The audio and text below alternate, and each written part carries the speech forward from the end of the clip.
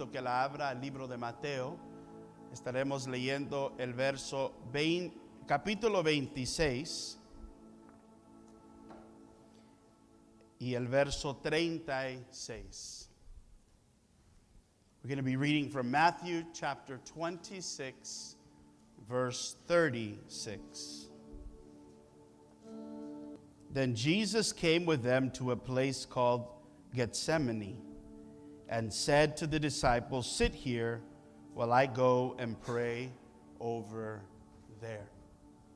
Entonces llegó Jesús con ellos a un lugar que se llama Getsemaní y dijo a sus discípulos: "Sentaos aquí, entre tanto que voy allí y oro." ¿Por qué no inclinamos nuestros rostros y vamos ante la presencia del Señor? Señor Jesús, venimos ante ti en esta tarde.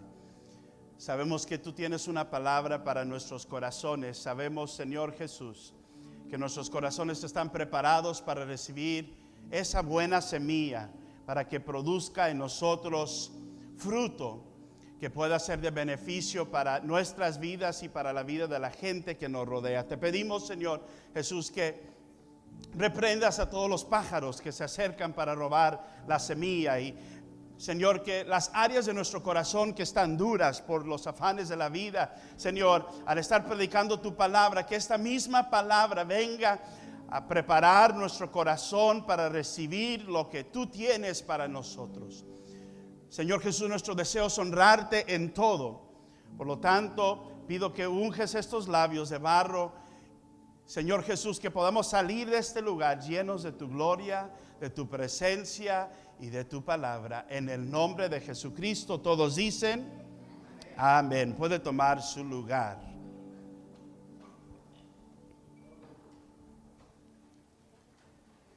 Hemos estado hablando del jardín a la gloria. We've been talking about from the garden to the glory.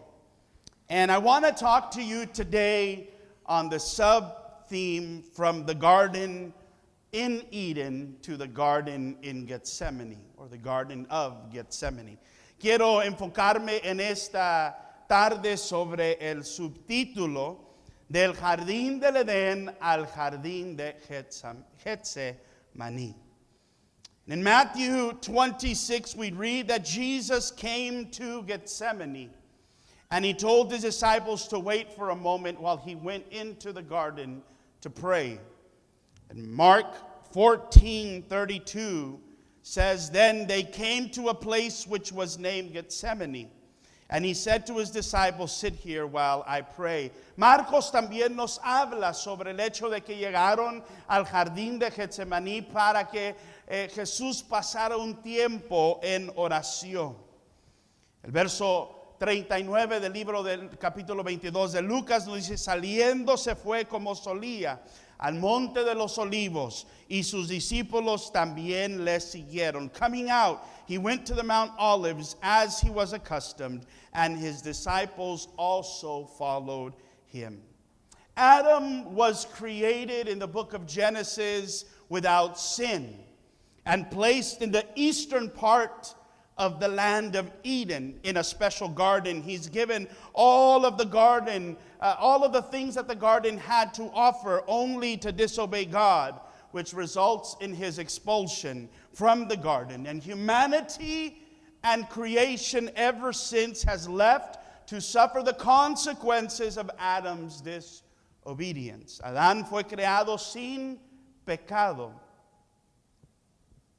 a la imagen y la semejanza de Dios fue hecho Adán y fue puesto en la tierra del Edén.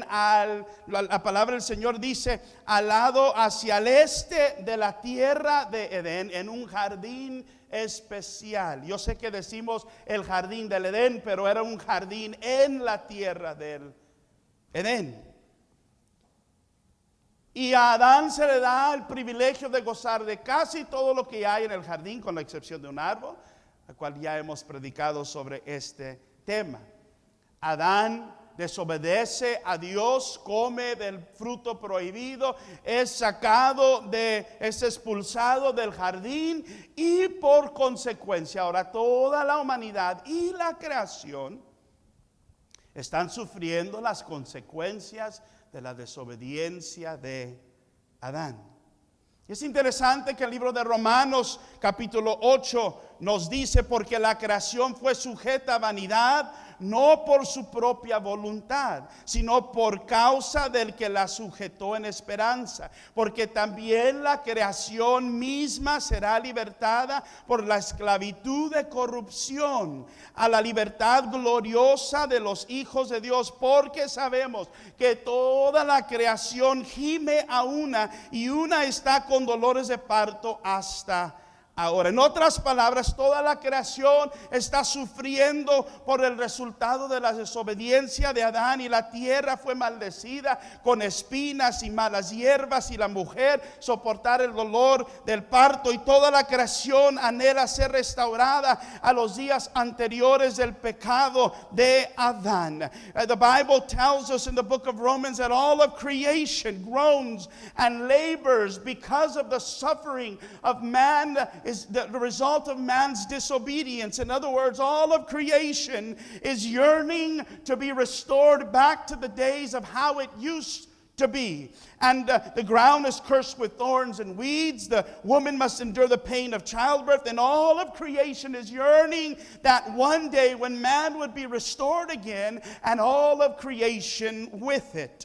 The judgment executed in the Garden of Eden was given with the promise that just as judgment came, also one would come with a power over sin and death and destroy the serpent that was in the garden. And this one prophesied was speaking to us of the coming Messiah, Jesus Christ. Y el juicio ejecutado en el jardín del Edén fue dado con la promesa de que vendría uno, el cual destruiría el poder del pecado y de la muerte, y destruiría el poder de la serpiente. Esta profecía hablando del Mesías, de el Señor Jesucristo. Therefore, the arrival of Jesus was a fulfillment of the Garden of Eden promise. And Jesus is called in Scripture as a second Adam because he came to restore what the first Adam messed up. And Jesus carried out his ministry, teaching and performing miracles and presenting the arrival of a heavenly kingdom and the restoration of man to have communion once again and fellowship with God. Por lo tanto, la llegada de Jesús a este mundo fue el cumplimiento de la promesa del jardín del Edén.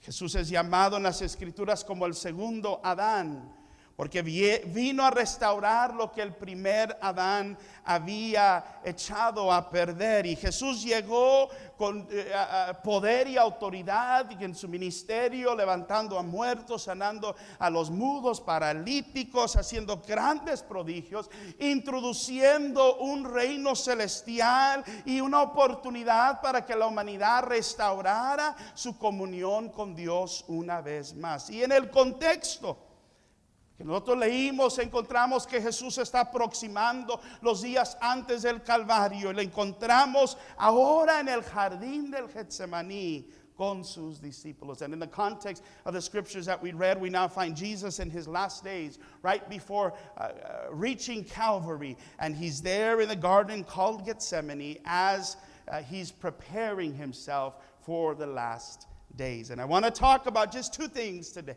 I always have three, but today just two. Turn to your neighbor and say two. Hoy nomás quiero darles dos puntos. Sé que siempre son tres, pero hoy dos.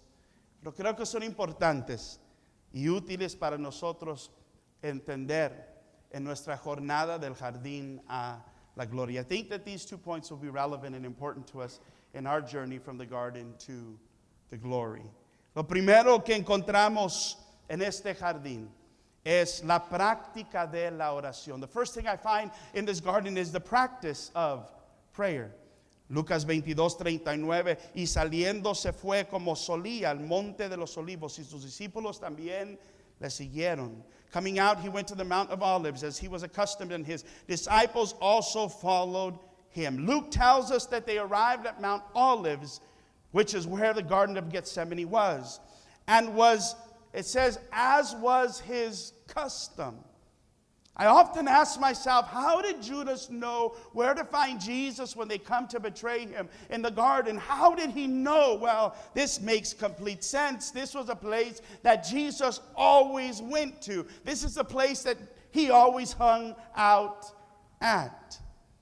Lucas nos dice que llegaron al Monte de los Olivos, donde está el Monte de Getsemaní. Dice como solía, como era costumbre. Y siempre me preguntaba, ¿cómo es que Judas andaba haciendo planes en contra de Jesús? ¿Cómo sabía dónde encontrar a Jesús? Pues aquí está claro. Jesús frecuentaba, iba muy seguido, muy a menudo al jardín de Getsemaní.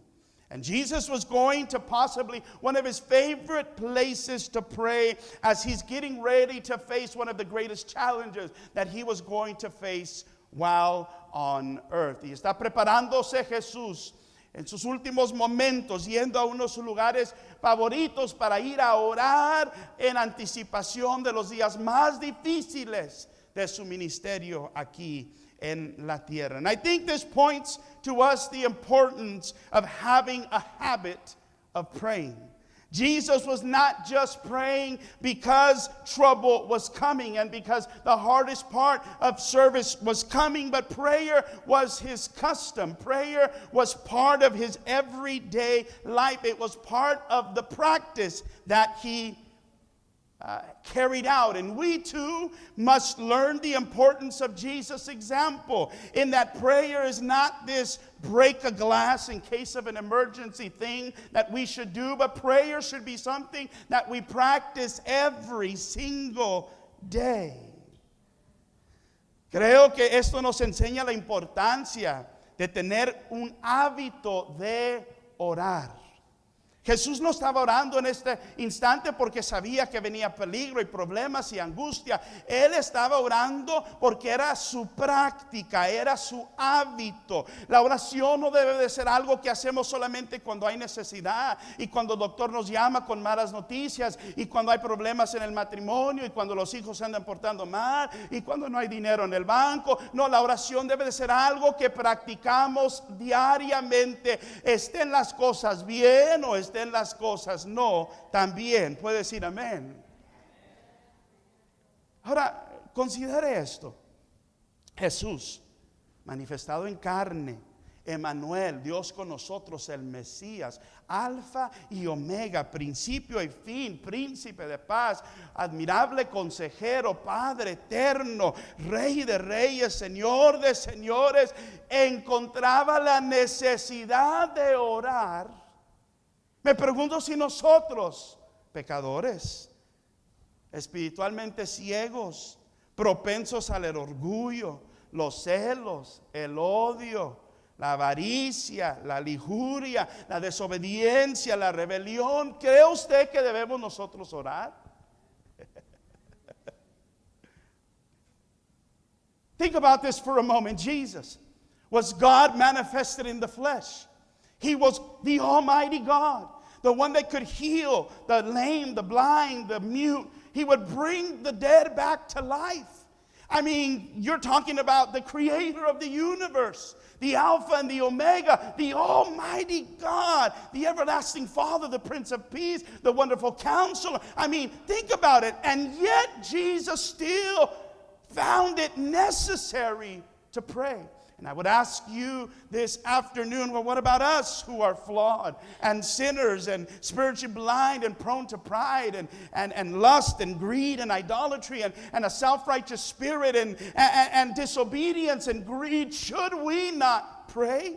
Well, I think that question is a rhetorical question. If Jesus, who was almighty, had to pray, I would think we would do well in following his example and pray. If he needed prayer, we surely need prayer. Esto es una pregunta que ni debo de preguntarla. Si Jesucristo, que era sin pecado, que era Dios manifestado en carne, el Todopoderoso, miraba la necesidad de la oración, creo yo que nosotros es obvio. Si él necesitaba la oración, ¿cuánto más nosotros? And prayer was the key to not fall into temptation. Jesus tells his disciples, why do you sleep? He comes, he tells them to wait, he goes to pray, he comes back to check on them, and they're asleep in the garden. The garden must have been peaceful. It must have been nice to sleep. He says, why do you sleep? Rise and pray, lest you enter into temptation. Jesús deja a los discípulos, algunos discípulos a la entrada, aunque se lleva 3 con él al centro del jardín y está orando. Como que toma un receso, se levanta a revisar a los discípulos y los encuentra dormidos. Creo que el jardín es un buen lugar para dormir, ¿no? Y el verso 46 nos dice que él les dijo, ¿por qué dormís? Levantaos y orad. ¿Para qué? Para que no entréis en tentación. La oración es el antídoto, es la medicina, es lo que contrarresta la tentación. El enemigo presenta la tentación, usted pelea ¿cómo? Con orar. Prayer is the antidote to temptation. When temptation comes, what do? You call a friend. No, you pray. Prayer is what cancels temptation. And Jesus gave us this secret to overcome the traps of the enemy. Pray. Pray. In your moment of agony, it's important that we must practice prayer. And prayer was something that Jesus practiced on a daily basis because he understood the power of prayer over sin and over the flesh. Jesús nos da este secreto hermoso de la oración. La oración es lo que nos ayuda a pelear contra el poder del pecado y el poder de la carne. Es la oración que nos ayuda a alinear nuestro propósito con las cosas de Dios y nos recuerda qué es lo que es importante y qué es lo que no es importante. He was not only in the habit of praying, but he also had a specific place that he chose to pray. No solamente Jesús practicaba la oración, pero tenía un lugar específico que le gustaba orar, porque Lucas nos dice cómo acostumbraba, cómo solía. Era su costumbre, era un lugar que le gustaba ir para orar. ¿Usted tiene un lugar que le gusta orar? Piense, ¿qué es su lugar favorito para orar? Y si usted no me puede decir, es que no está orando. Think about your favorite place to pray. Mire, déjeme hacerlo bien fácil. En mi casa yo tengo un lugar donde me gusta sentarme para comer. Siempre que como, casi siempre estoy sentado en el mismo lugar, en la misma silla, en el mismo espacio, porque aquí es donde a mí me gusta comer. Cuando llego a la casa para sentarme en el sillón, yo tengo mi lugar especial y todos saben, no se sienten ahí, porque si se sienten ahí, el señor de la casa les va a pedir que encuentren otro lugar para sentarse, porque ese es mi lugar favorito. Las cosas, mire, usted en la iglesia, yo puedo sacar una foto el día de hoy y enseñarse, hace 10 domingos y casi le puedo garantizar que está sentado más o menos en el mismo lugar. A ver, sí, sí, sí, sí, sí, sí, sí, sí, sí, sí, sí, sí. Tenemos nuestro espacio. ¿Por qué? Porque es nuestro hábito. Hay un hábito. Nos acostumbramos. Entonces, si usted no tiene un lugar que usted dice, aquí me gusta orar, es que no está orando lo suficiente. Ese ni estaba en las notas, no sé qué pasó ahí. Entonces Jesús no solamente practicaba la oración, pero también tenía un lugar específico que le gustaba orar. Not only did Christ practice prayer, but he had a specific place that he liked to pray. The Bible says that he prayed in the garden as he was accustomed to. This was just another day in the office. This was just another day in the ministry of Jesus. He just liked to pray. It could have been because it's on the way to Jerusalem. It could have been because it was close to Mary and Martha and Lazarus' house, maybe. But he just liked to pray in the garden. The second thing I want to bring to your attention is the place of prayer. Segundo punto es el lugar de oración. Y el verso 36 nos dice que llegaron a Getsemaní. The Bible says that they reached, verse 36, they reached Gethsemane. This garden was outside of the city walls of Jerusalem. It was a place where olive trees were planted. They were taken to produce olive oil. Jardín de Getsemaní se identificaba como un jardín de árboles de olivos, porque en este jardín se producía los olivos que se usaban para producir el aceite del olivo. Es más, el término Getsemaní viene de dos términos griegos. Uno implica prensa o lagar, un término que se utiliza para simbolizar una intensa presión o aplastar con fuerza. There are two terms that the word Gethsemane comes from. One of them implies a pressing or a wine press. It symbolizes an intense amount of pressure, an intense amount of crushing that takes place to produce the olive oil. La segunda habla sobre el aceite o aceites de olivo.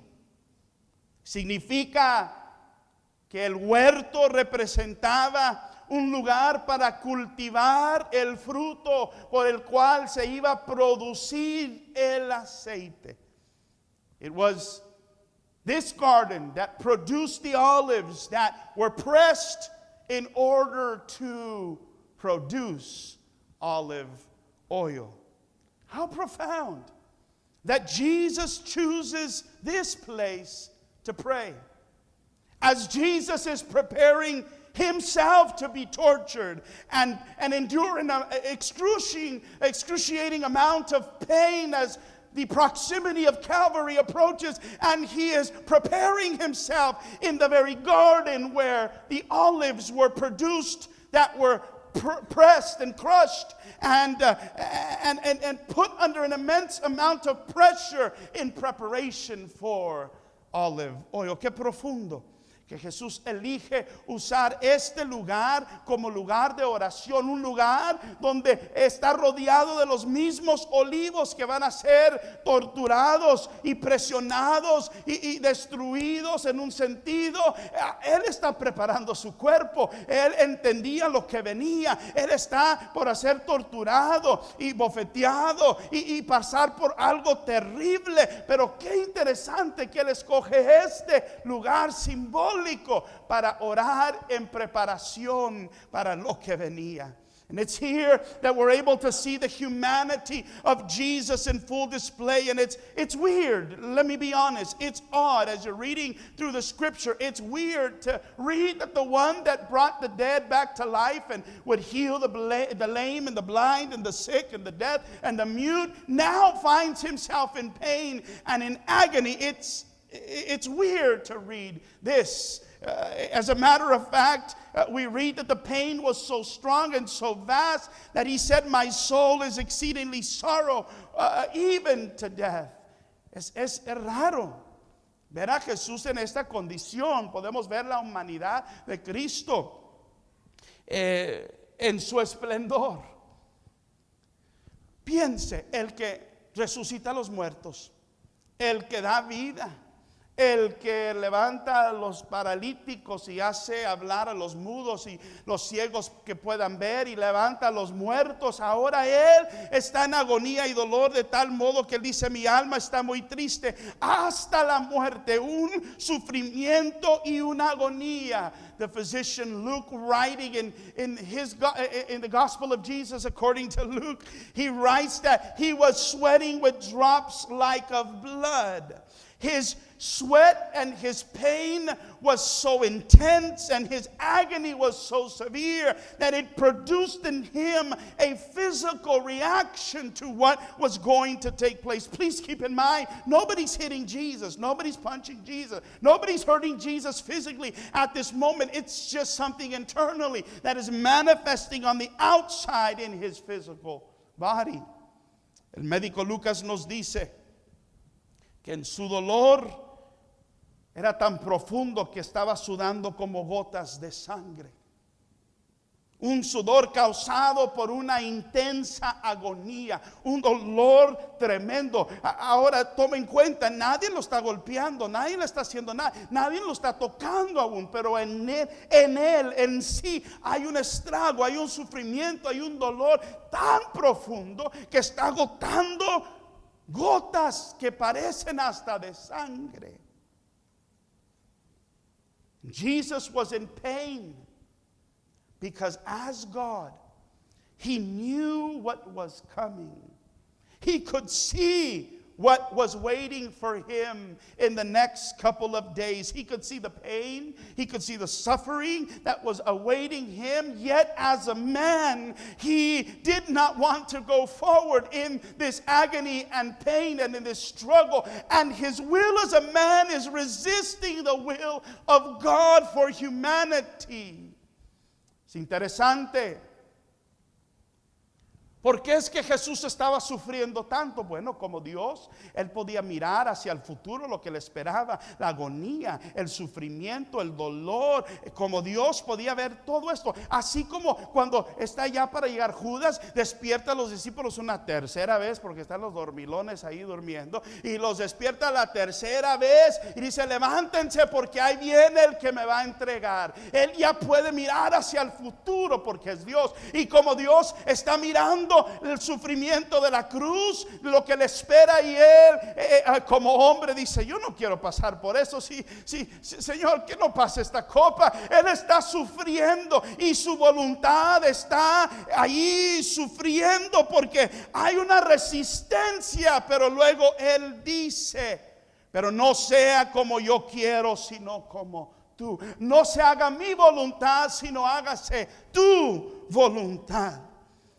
Y la copa del juicio del que habla no era uno que el hombre quería beber, no era un vaso que él quería tomar porque era amargo. Imagínese Cristo sin pecado tener que tomar el pecado de la humanidad sobre su vida, sentir el dolor y el peso del juicio de Dios por la humanidad. Qué terrible lo que le esperaba, pero lo encontramos completamente entregado, dispuesto a entregar su voluntad, a someter su cuerpo, a recibir lo que Dios había preparado. Y había agonía, había sufrimiento, pero dijo: no que se haga mi voluntad, sino hazte tu voluntad, Señor. Señor, haz lo que tú quieras, como tú quieras, cuando quieras, porque estoy sometiéndome a tu perfecta voluntad. When Jesus is saying, if it is possible, let this cup pass from me, He's speaking about a cup of judgment. And the wrath of God is coming over humanity, but He's stepping in as a mediator. And He's now having to drink from this bitter cup. I mean, He's without sin and have the weight of the judgment of humanity's sin over His life must have been agonizing and terrible.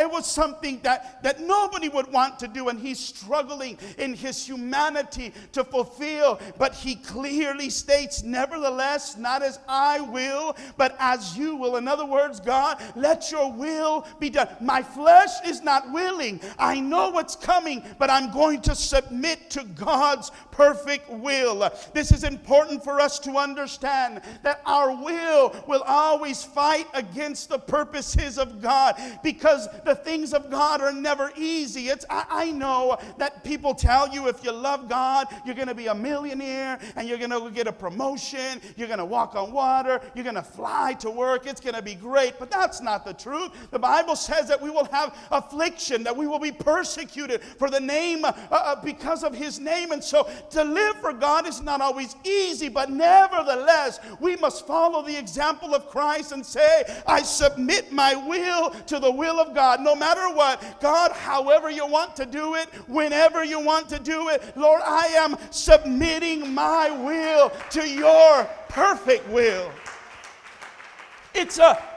It's a reflection of the Lord's Prayer when He says, your kingdom come, your will be done on earth as it is in heaven. Qué tremendo esto.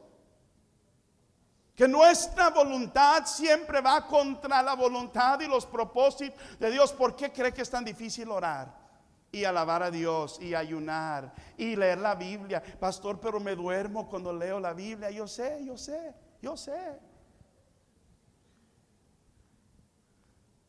Porque nuestra voluntad es débil, nuestra carne es débil, nuestra voluntad siempre va porque nuestra naturaleza es caída. Oh, pero si podemos someternos a la perfecta voluntad de Dios como lo hizo Jesús. Mira, yo no entiendo el por qué, pero sé que la voluntad de Dios es perfecta. Yo no entiendo por qué, pero la palabra me dice que todas las cosas le sirven para bien para aquellos que aman a Dios y son llamados conforme a sus propósitos. Yo no entiendo por qué, pero sé que si camino conforme a los preceptos bíblicos, me espera un galardón en la vida eterna. Y Jesús está haciendo eco. La oración, cuando sus discípulos dijeron, enséñanos a orar. ¿Cómo es que Él termina? Él termina, dice, venga tu reino, hágase tu voluntad en la tierra como en el cielo. Esa debe ser nuestra. Señor, hágase tu voluntad en Upland como en el cielo. Hágase tu voluntad en mi casa como en el cielo. Hágase tu voluntad en mi matrimonio como en el cielo. Porque si mi voluntad y la voluntad de Dios están alineadas, hay bendición, hay gloria, hay presencia de Dios, hay libertad. Alabado sea el nombre del Señor. The suffering,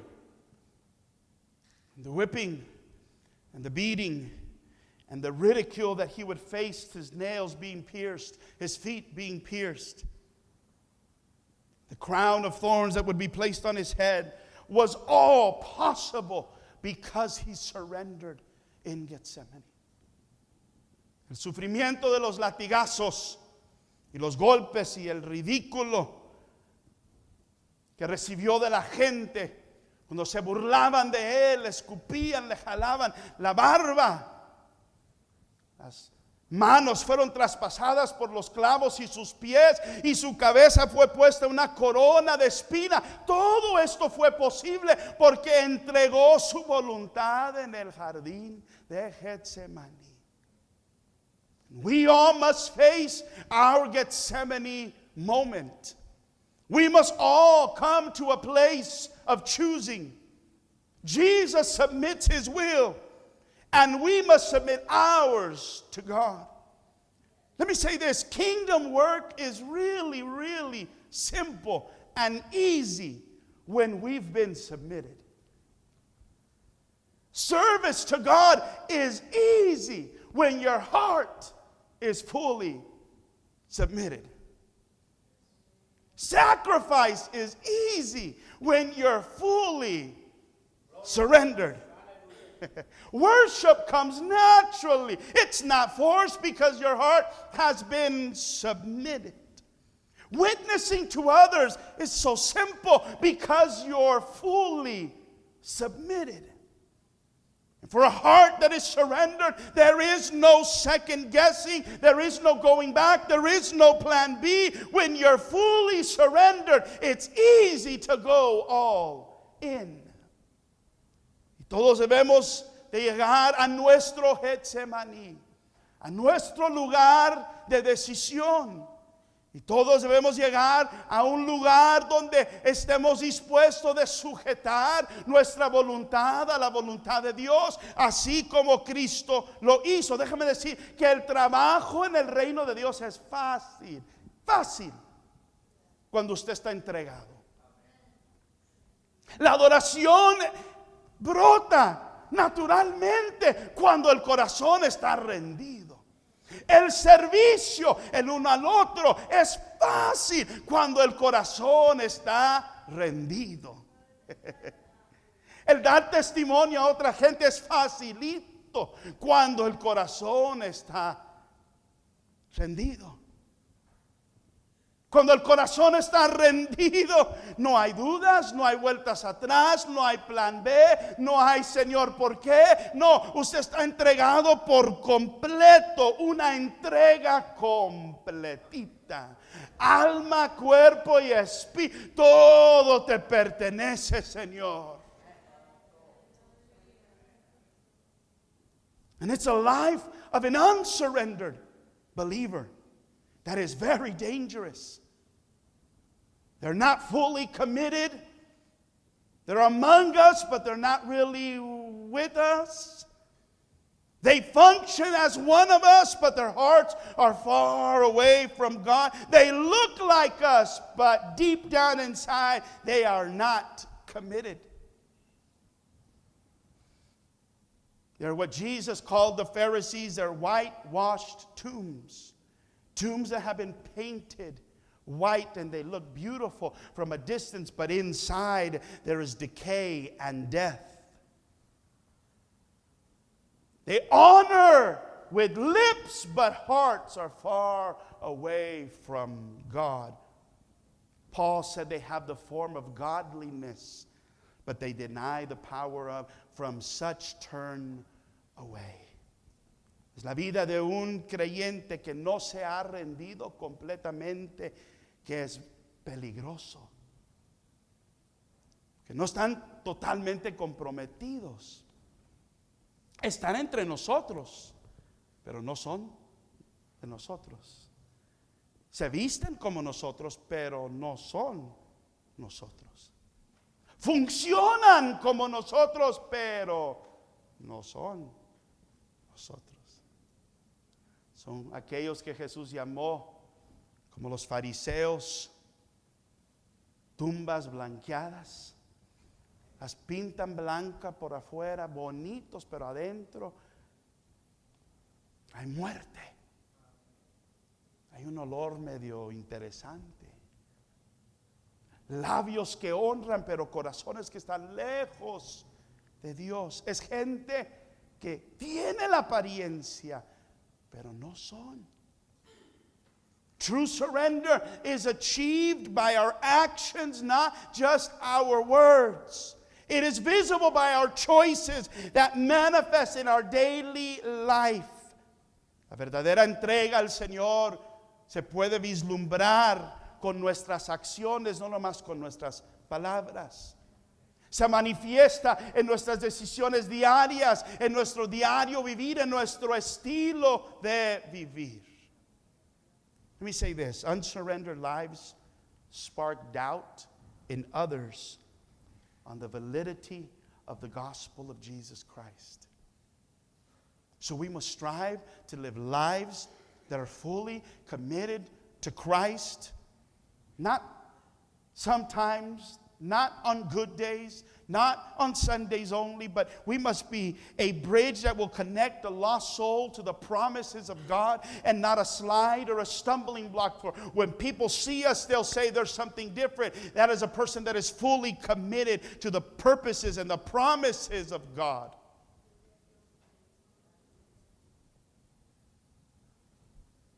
Las vidas que no son entregadas pueden crear dudas en la gente que nos rodea sobre la fuerza y el poder del Evangelio de Dios. No, pues ese va a la iglesia y habla así y anda haciendo eso. Una vida que no está entregada por completo pone en cuestión el mismo Evangelio de Cristo.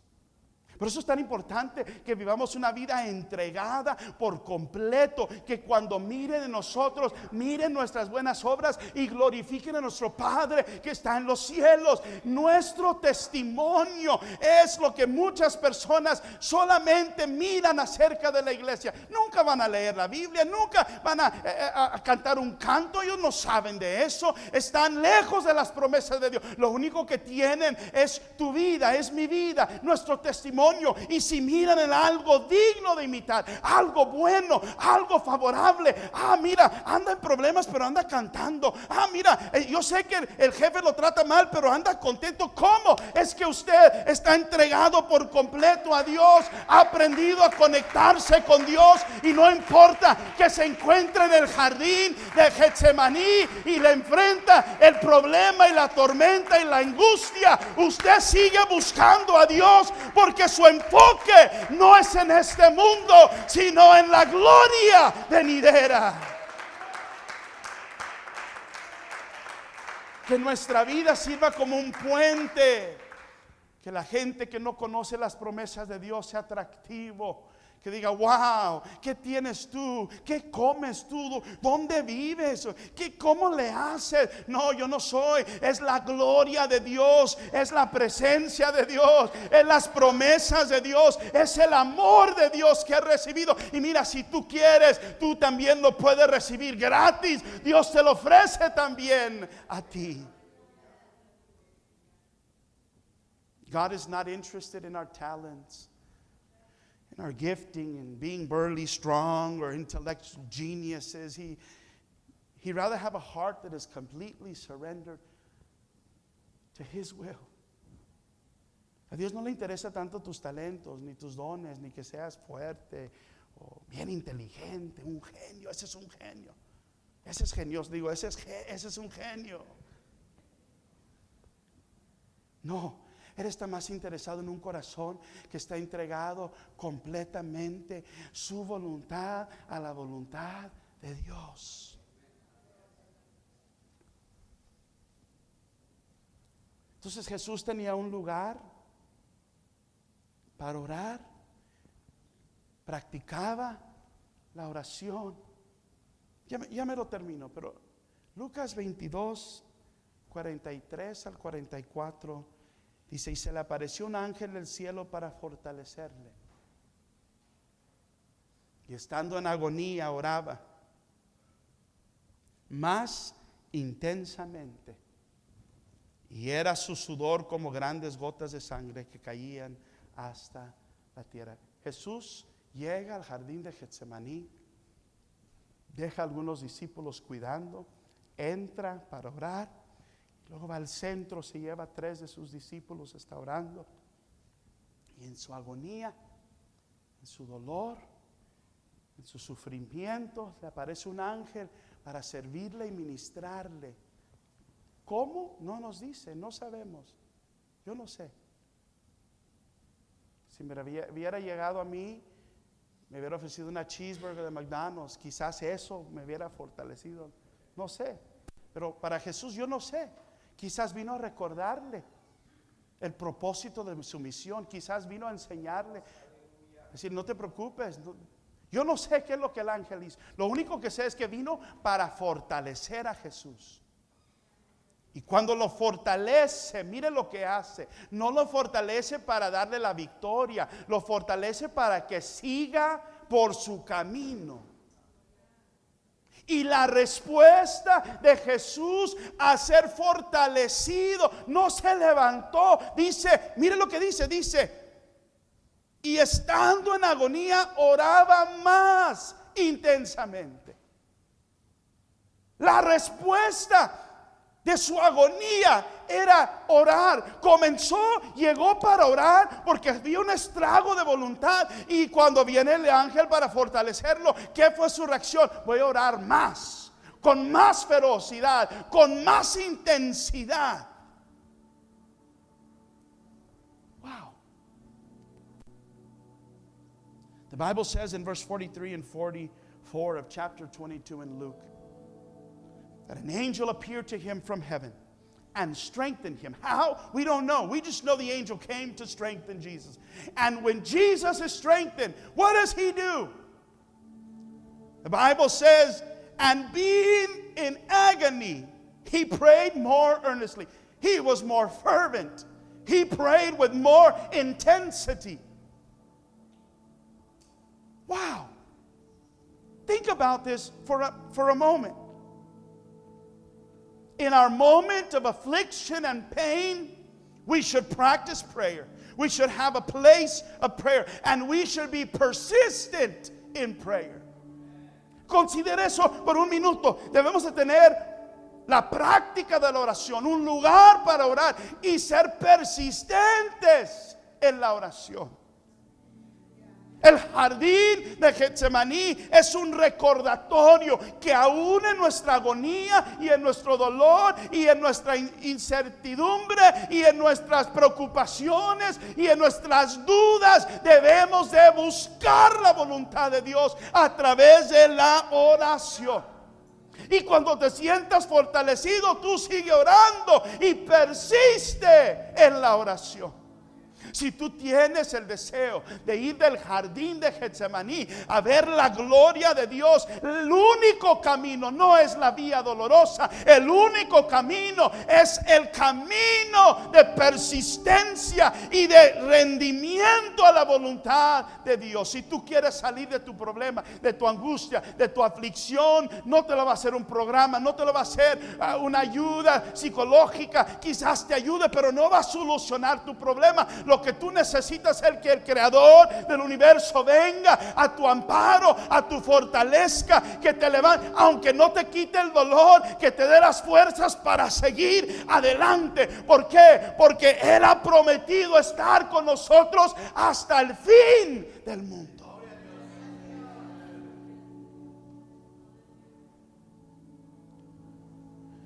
Y la oración de Jesús no era: Señor, quítalos del mundo. No. David, escribiendo en una ocasión, él dice: oh, que tuviera como alas para volar, de aquí salir, escaparme. Porque hay momentos de aflicción y de dolor donde queremos nomás salir corriendo. Pero lo que Dios quiere decirte en este día es: no corras. Confía en la perfecta voluntad de Dios. Alinea tu voluntad a la voluntad de Dios y todo va a salir bien.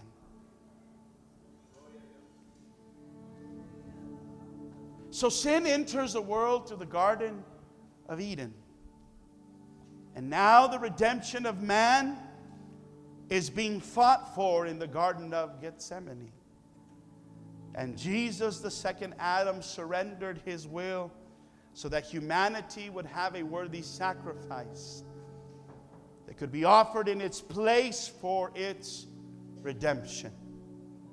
And Christ surrendered so that we could succeed. And his submission was a setup for our triumph. Now it's up to us to make our own choice. Whether we would follow after Adam, the first Adam who walked in disobedience, or if we were to follow after the second Adam, which is Christ, in the promises of God. Así pues, el pecado entró en el jardín del Edén. Y ahora en el jardín de Getsemaní hay un estrago por la redención de la humanidad. Y lo que el primer Adán echó a perder, el segundo Adán está reparando. Y ahora nosotros tenemos que tomar una decisión. ¿Vamos a seguir en el caminar de Adán, el primer Adán que caminó en desobediencia? ¿O vamos a seguir en las promesas del segundo Adán, que es Cristo? Adam walked in disobedience and his end was death. But Christ walked in complete surrender and his life ended in life. Adán caminó en desobediencia y terminó con muerte. Jesús caminó una entrega completa a la misión por el cual él había venido y termina en vida. This battle of the wills, this choice that we must make, is not for instant gratification, but with eternity in mind. And Adam chooses instant pleasure, while Christ chooses to endure for a moment but ultimately succeed. The question is simple. What will you choose? Esta batalla de voluntad, esta decisión que tenemos que hacer. Adán decide una satisfacción instantánea, mientras que Cristo está dispuesto a sobrellevar el sufrimiento, el sacrificio, pero su fin fue gloria, fue triunfo. La pregunta que hago yo en esta tarde es: ¿qué es lo que usted va a elegir? Lo que comenzó en el jardín del Edén llega al jardín de Getsemaní. Y el sufrimiento de la cruz es posible por el rendimiento completo de Cristo. What started in the Garden of Eden, in the garden in Eden, is then revealed in the Garden of Gethsemane. And the suffering of Christ is possible because He completely surrendered His will. I want to invite you to stand. Quiero invitar a ponerse de pie.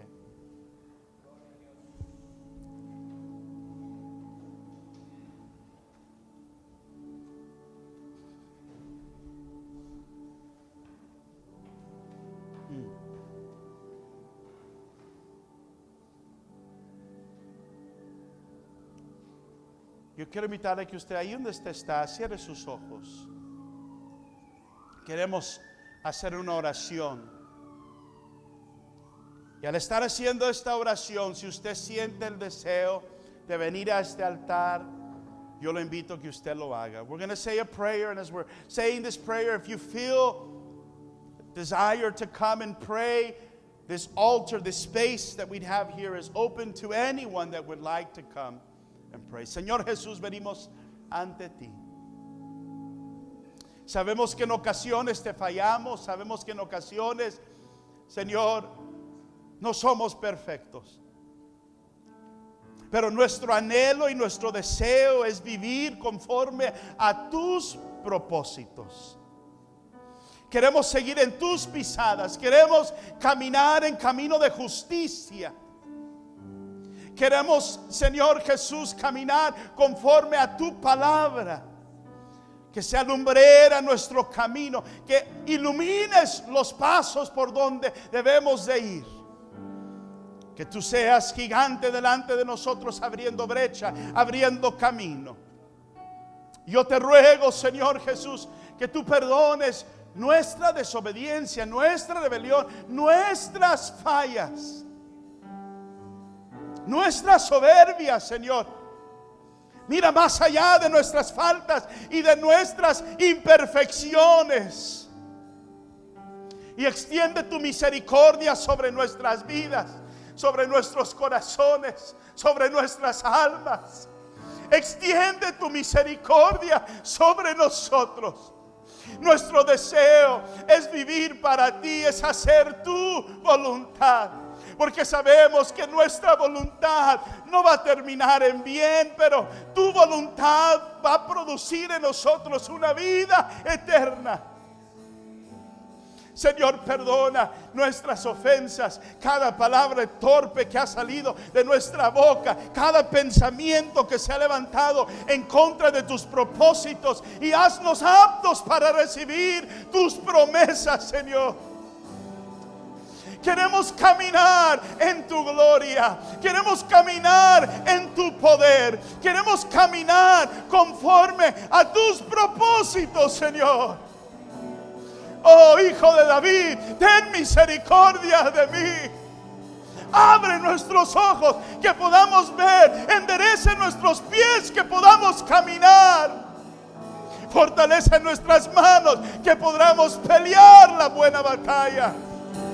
Oh Señor, no mi voluntad, pero la tuya.